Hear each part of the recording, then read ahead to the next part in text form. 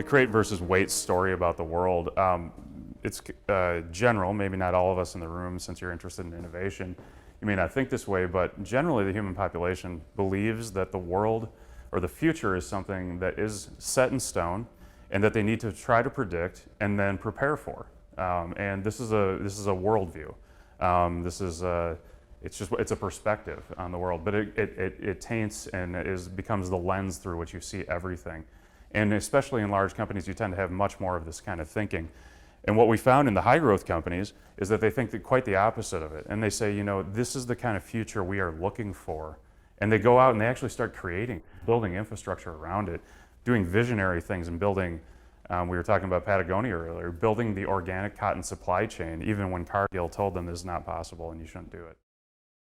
The companies that are incredibly authentic, have a world mission, serving the world mission, and know themselves very, very well, the core competencies, these companies grow exponentially faster than others. And the article we wrote was on Patagonia about that.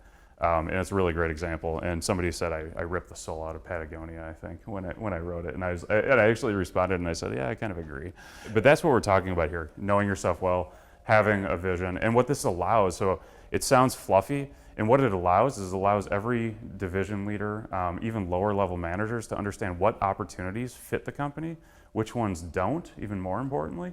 And it allows the company to scale without top management having to be involved. So it allows for faster growth, essentially, and more genuine growth, so fewer failures. There's kind of an old article called the Ambidextrous Organization, and they actually have some of the only good data around this stuff.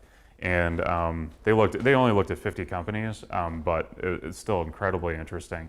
And they basically said you need to have your innovation team be able to capitalize on the amazing resources of the mothership, but not polluted by its culture. And so touching the organization with influence, so this is why Alon from Pernod Ricard was such an amazing assignment, is he has his fingers and influence into every piece of the business around the world, so he's able to capitalize on it.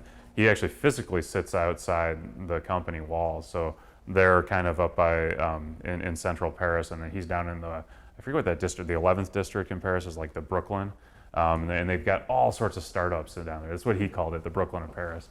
And he's physically separate. So anyway, that kind of ambidextrous. And it may sound kind of overly nuanced, but the fact that he's that far away concerned me a little bit, because then you lose the visibility. So General Mills out here and their I Squad is across the street, so it's literally visible from the building, but it is physically separate and has a totally different kind of design culture. They have different KPIs, different timelines, all of the things that they need.